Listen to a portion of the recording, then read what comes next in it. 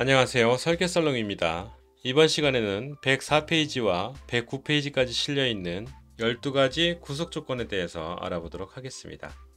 먼저 수평 수직 구속조건입니다. 선 명령을 이용해서 제가 선을 삐딱하게 일부러 작성해 보도록 하겠습니다. 선을 삐딱하게 작성하는 이유는 수직하게 작성을 하면 수직 구속조건, 수평하게 작성을 하면 수평 구속조건 또는 직각 구속조건이 자동으로 생성되기 때문에 그렇습니다.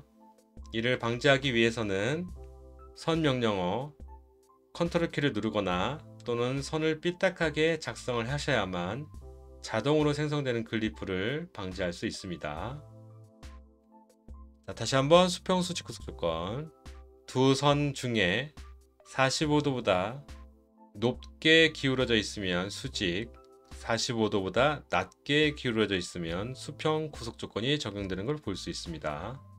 확인을 좀 시켜드리면 제가 오른쪽에는 V자 모양, 왼쪽에는 좀 누워있는 V자 모양을 작성하도록 하겠습니다. 다시 한번 수평 수직, 45도보다 높게 기울어져 있는 이 두 객체는 수평과 수직이 아닌 수직, 수직이 적용되는 걸 볼 수 있고요. 역시 왼쪽에는 수직이 아닌 수평과 수평이 적용되는 걸 볼 수 있습니다. 다시 한번 되돌아가세요. 그 객체를 먼저 무엇을 찍더라도 마찬가지로 수평으로 적용되는 걸 볼 수 있습니다. 다시 한번 선 명령어를 이용해서 이번에는 떨어져 있는 객체를 작성해 보도록 하겠습니다. 이때도 자동으로 생성되는 이 구속 조건이 눈에 보이실 거예요. 이 부분을 막기 위해서는 컨트롤 키 누르시고요. 살짝 이동하시면 구속 조건이 자동 생성되는 걸 방지할 수 있습니다. 클릭. 이 수평 수직 구속 조건도 마찬가지고요. 이 구속 조건들은 반드시 선이 붙어 있어야만 적용되는 건 아닙니다. 선이 떨어진 상태에서도 수평과 수직을 걸 수 있고요. 그리고 이 수평과 수직 구속 조건은 이 점과 점도 수평 또는 수직하게 구속을 시켜줍니다.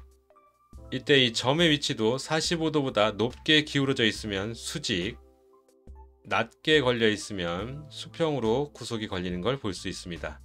자, 이 점들에 적용된 이 구속 조건은 해당되는 스케치가 이동을 할 때마다 점의 위치가 바뀌기 때문에 선의 길이가 늘어나거나 또는 치수가 정해져 있는 경우에는 선의 길이가 늘어나는 게 아니라 선의 위치가 바뀌는 걸 볼 수 있습니다. 그래서 구속 조건은 이런 용도로도 쓸 수 있다 라고 보여드리고 있습니다. 자, 이번에는 수평 수직과 유사한 직각 구속 조건입니다. 직각 구속 조건은 선 명령을 이용해서 선을 수직하게 내리고요. 수평하게 작성을 하려고 했더니 앞서 수직하게 작성할 때 나타나 있던 이 글리프가 생성이 되지 않습니다.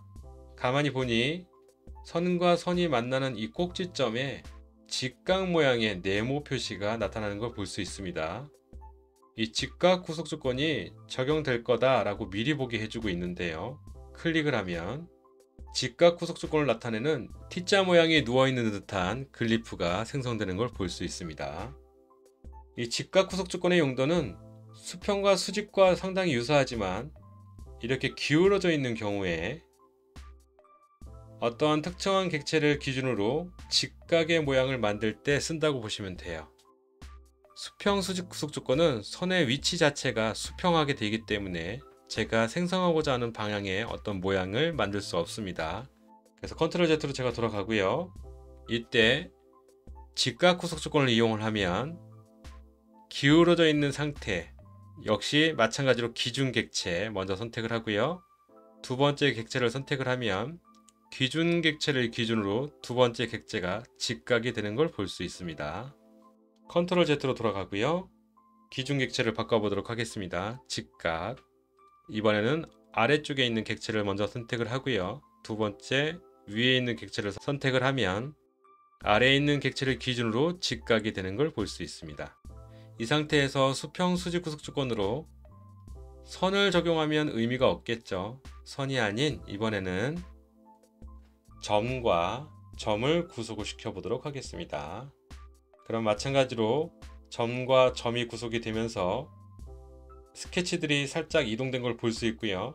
왼쪽에 있는 이 기울어져 있는 객체에는 이 스케치의 모양을 유지하고 있습니다. ESC 오른쪽에 있는 점을 잡고 움직이면 기울어져 있는 객체의 선이 같이 줄어들거나 늘어나는 걸 볼 수 있습니다.